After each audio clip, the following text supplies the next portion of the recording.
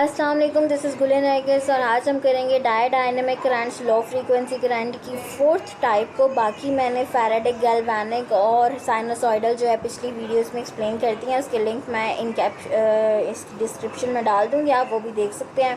तो it is basically variation of sinusoidal current की ये वेरिएशन है और अल्टरनेटिंग लो फ्रीक्वेंसी करंट इसमें यूज़ होता है। फ्रीक्वेंसीज की 50 हर्ट्ज़ होती है और ड्यूरेशन 10 मीटर सेकेंड्स।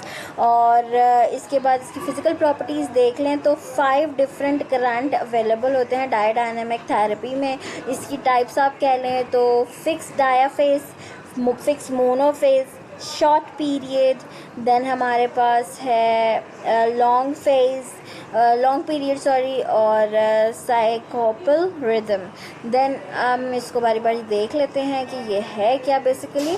तो फिक्स डायाफेज में हमारे पास फुल वेव रेक्टिफिकेशन होती है अल्टरनेटिंग करंट की और इसकी फ्रीक्वेंसी होती है 50 हर्ट्ज। इसकी आप डायग्रामेटिक रिप्रेजेंटेशन देख लें तो इसमें हमारे पास स्पेस नहीं है, मींस के हमारे पास नेगेटिव और पॉजिटिव जो करंट है अल्टरनेटिंग करंट वो दोनों जो है फुल रेक्टिफाई होके हमारे पास डायरेक्ट करंट दे रहा है, no gaps in between. Okay, then हमारे पास हम देख लेंगे फिक्स मोनोफेज। तो इसमें हाफ वेव रेक्टिफिकेशन होती है। रेक्टिफिकेशन की वीडियोस भी मैं आपको इंशाल्लाह प्रोवाइड कर दूँगी, आप वो देख लीजिएगा, आपका कॉन्सेप्ट क्लियर हो जाएगा।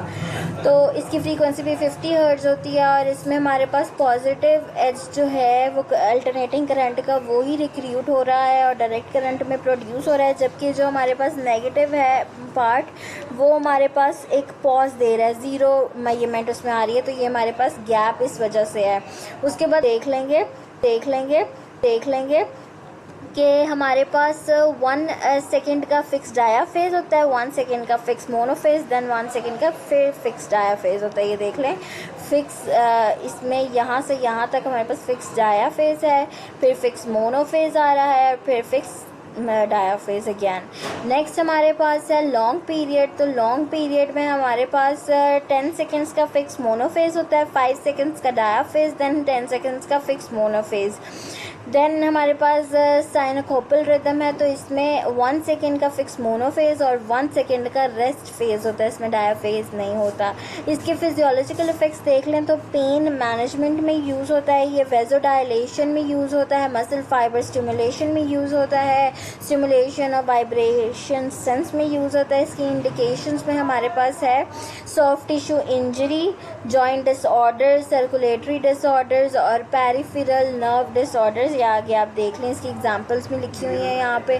देन हमारे पास कॉन्ट्रा इंडिकेशंस, तो ओपन स्किन जो होगी जहाँ पे इंजरी हुई है या स्मॉल ब्रोकन एरियाज़ हैं तो वहाँ पे हम नहीं यूज़ करेंगे और उसको हम आइसोलेट कर सकते हैं वेजलीन के थ्रू। और बोनी एरियाज़ पे नहीं यूज़ करना क्योंकि वहाँ पे ये बर्न प्रोड्यूस करेगा, जहाँ पे लॉस ऑफ सेंसेशन हो वहाँ नहीं, क्योंकि ये बर्न कर सकता है स्किन को। स्किन लेजन्स पे यूज़ नहीं करना, जैसे कि सीज़ीमिया फंजाई में होता है, और इन्फेक्शंस की सूरत में नहीं यूज़ करना, थ्रोम्बोसिस की सूरत में नहीं यूज़ करना, कार्डिक पेस मेकर जिनमें हो उनमें नहीं यूज़ करना, और सुपरफिशियल मेटल कोई हो या इम्प्लांट्स हो तो उसमें भी नहीं यूज़ करना है। इसकी डोजेज देख लें तो इंटेंसिटी जो है इसकी हमने ग्रेजुअली इंक्रीज़ करनी है और इसकी वाइब्रेटिंग और प्रिकिंग सेंसेशन होती है। इसकी ड्यूरेशन हमने 12 मिनट से ज़्यादा नहीं रखनी है और ईच टाइप फॉर 3 मिनट्स, ठीक है।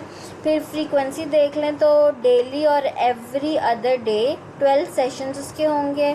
उसके बाद फिक्स डायाफेज में जो है initiate treatment and before application of the other current the patient feel pricking sensation. इसको इनिशिएट करने के लिए यूज़ किया जाता है ट्रीटमेंट को, और प्रिकिंग सेंसेशन होती है, शॉर्ट पीरियड होता है। मोनोफेज में पेशेंट जो है फील करता है स्ट्रॉन्ग वाइब्रेशंस को लॉन्गर टाइम के लिए और सेंसेशन ऑफ द फिक्स डायाफेज, और ये ट्रीट करता है पेन को विदाउट मसल स्पैज्म। और हमारे पास सीपी जो है वो फिक्स डायाफेज में हमारे पास फाइन ट्रेमर्स देता है, और जो है हमारे मोनोफेज में रिदमिक कॉन्ट्रैक्शंस होती हैं, ट्रीट करता है ट्रोमेटिक पेन को, लॉन्ग पीरियड में long lasting analgesic effect produce करता है, कॉम्बिनेशन होता है सीपी का, और ट्रीट करता है न्यूरोलॉजिया। और हमारे पास जो लास्ट हमने टाइप करी थी वो फ्रेडिक स्टिमुलेशन में यूज़ होता है मसल की, और test for the motor nerve excitability.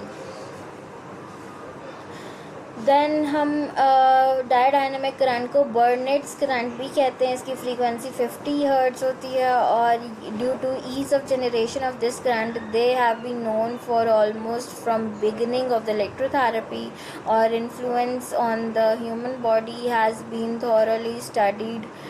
इसके बाद पैरामीटर्स एंड वेव फॉर्म्स इसकी देख लेते हैं। तो ये हमने पहले भी देखी थी, बहरहाल हम दोबारा एक बार ये देख लें डायग्राम। फिक्स मोनोफेज में हमारे पास अपर हाफ साइन वेव है 50 हर्ट्ज़ की, डाया फेज में upper inverted straight lower half sine wave with frequency 50 hertz. RS में हमारे पास फेज़ 1 डाया फेज फॉर्म में है, फेज़ 2 रेस्ट फेज़ है। सीपी में हमारे पास फेज़ 1 सेकेंड की मोनोफेज है, फेज़ 2 1 सेकेंड की डाया फेज है। लॉन्ग फेज में हमारे पास फेज़ 1 फिक्स डायनामिक की हमारे पास वेव होगी 10 सेकेंड्स की, देन हाफ साइनोसोडल वेव। तो ये मैंने आपको पहले ऊपर एक्सप्लेन कर दिया, so nothing big deal in this. So effects देख लें कि इसके analytic effect stimulation blood circulation की, उसके बाद improvement of the tissue tropism, और अल्टर करता है मसल की टिश्यू एक्साइटेबिलिटी। बाकी it's not important that. So this was all for the dynamic basics, and I hope you understand the lecture, and if you have any concerns or any questions you can simply type in the comment section and I'll be replying to you for sure. And enjoy your day. Allah Hafiz. अपना ख्याल